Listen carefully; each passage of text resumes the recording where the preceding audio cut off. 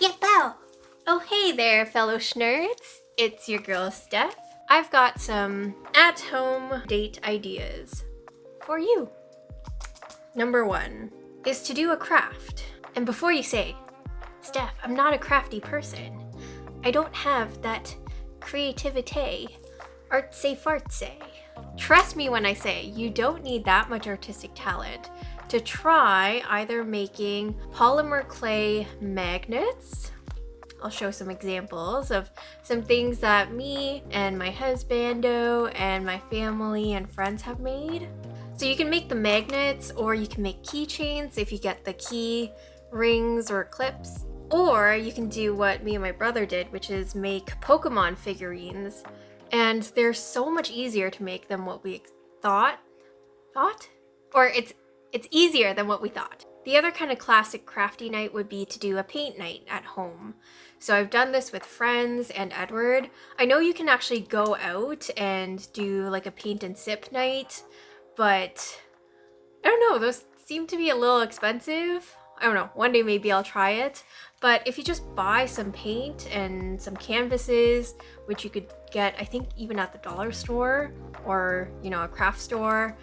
If you already have brushes, that's great. And, you could just make your own paintings. So I'll show the one that me and Edward made. And then we actually hang it in our room. So, it's like you get a piece of artwork out of it. So number 2 is to build something. And I know that sounds kind of weird. Bob the Builder, but it could be building a jigsaw puzzle, so working on a puzzle together, or on your own, or it could be something else, like a Lego kit. One thing that Edward and I did recently was to build a shadow box. We got this little shadow box kit of Kiki's. That was a cute little project, and again, we got something out of it. Or another thing I've seen a lot recently are these wooden models, so they're almost like cardboard, but anyways, you can make like a 3D model. Or if you want to tap into that shnerdy side, you could build a Gundam, which I've never done, but Edward has built a few Gundams, and yeah, they're pretty cool, and again, you can display them. So number 3 is play a video game. Now, some people may not be into video games, but I ask, why not? I don't know. I just find games so fun. And I feel like, yeah, it's a good couple activity actually. Or friend or family or by yourself activity. A couple games that Edward and I have played together that would actually be good if you are in a relationship or even with a friend.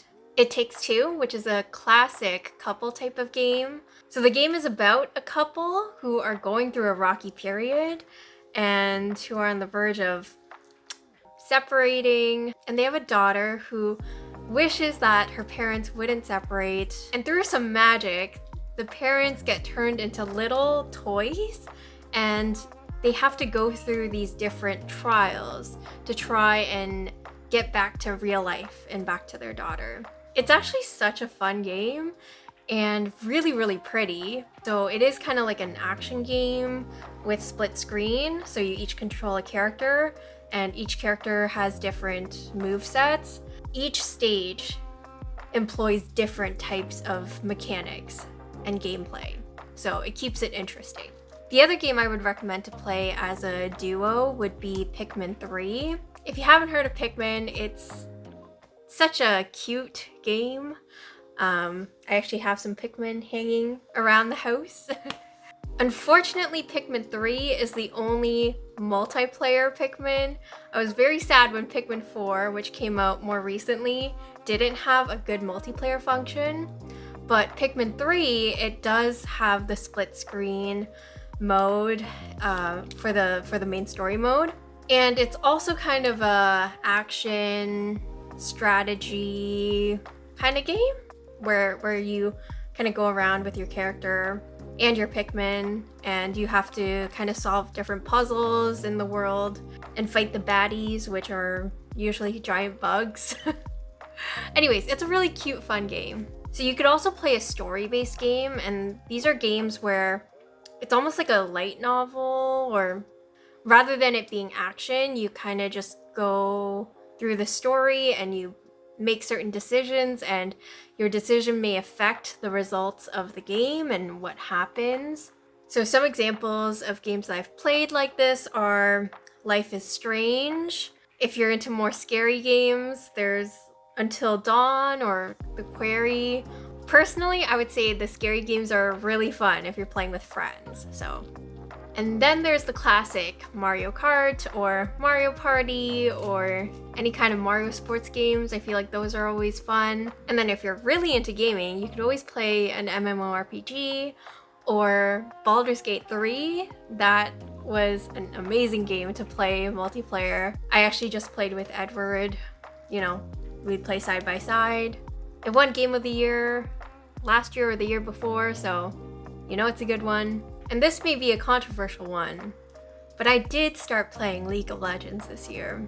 But I don't know, it's kind of been fun playing with Edward. All right, so that was a long spiel about video games, but number 4 on my list is actually to try playing board games.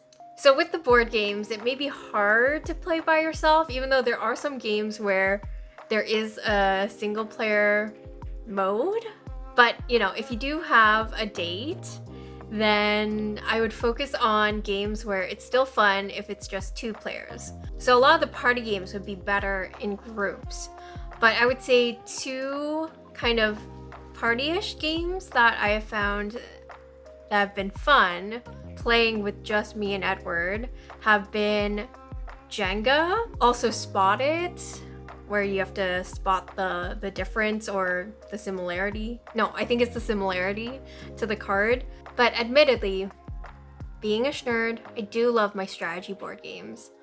And some of my favorites that, again, I've played with just me and Edward would be Everdell, this big box here, which is a mix of worker placement and cards and building your own town. And there's tons of cute critters. There's also Brass Birmingham, which is kind of like Ticket to Ride in a sense. You have to build your railroads and canal pathways, and you know, you're also selling stuff and making money. Making money is always fun. Cha-ching. We've also played Concordia, which is kind of like a deck builder plus territory sort of game. And then one of my favorite games is actually Obsession, which we don't have, but my brother has. What I love about this game is actually the theme. It's set in like Victorian, old British England, like the Jane Austen Regency era. In the game, you play as a family with an estate, and you're kind of like rebuilding your estate and hosting these events and inviting guests, and the guests give you certain rewards if you play them. It's kind of hard to explain, but it's such a fun game. I am a sucker for that era. Anyways, I'll move along. So number 5 is to have a dance party at home. So for this, I would say the biggest dance party boosters would be to set the vibe, which can easily be done by just buying a couple disco balls. They just make me so happy when I put them on and the lights are just going, and you know, you can just not be embarrassed about your bad dancing in the comfort of your home, in the warmth of your home. You can just turn on the TV, you know, if you are able to just put some YouTube, or you know, just play from your phone speaker, some Spotify. Dance party. Number 6 would be to have an at-home karaoke night. So similar to the dance party, you already have the disco balls. Now you just need some mics. I mean, I guess you could do it without mics, but you know, the mics help, again, with the vibe, the ambiance. And then as long as you have some YouTube, you know, put it on the screen or on your phone, and you can just sing along and do your own karaoke night. Number 7 is to do an at-home cooking class. So I feel like a big thing recently, or maybe not even recently, has been to do a cooking class outside, and I've heard great things about them. I would love to do one day, but you know, they're kind of expensive, and I feel like, you know, you gotta eat anyways at home, so why not just make a date out of it? You could either put up a video of a chef cooking and kind of follow along, pretend it's your own private class, or honestly, you could just look up a new recipe and follow it. But you know, if you're okay cooking together, because I know some people don't like to cook together, but if you're like me and you know, I want all the help I can get, so I'll gladly cook with Edward, then yeah, we could try a new recipe. And then again, you end up with some yummy food that you can enjoy. Number 8 is to do an at-home workout class. So we're all trying to be healthy this year, right? Get some steps in, build some muscle, get rid of the jurgit, which is what I call my underarm fat. Get a jawline.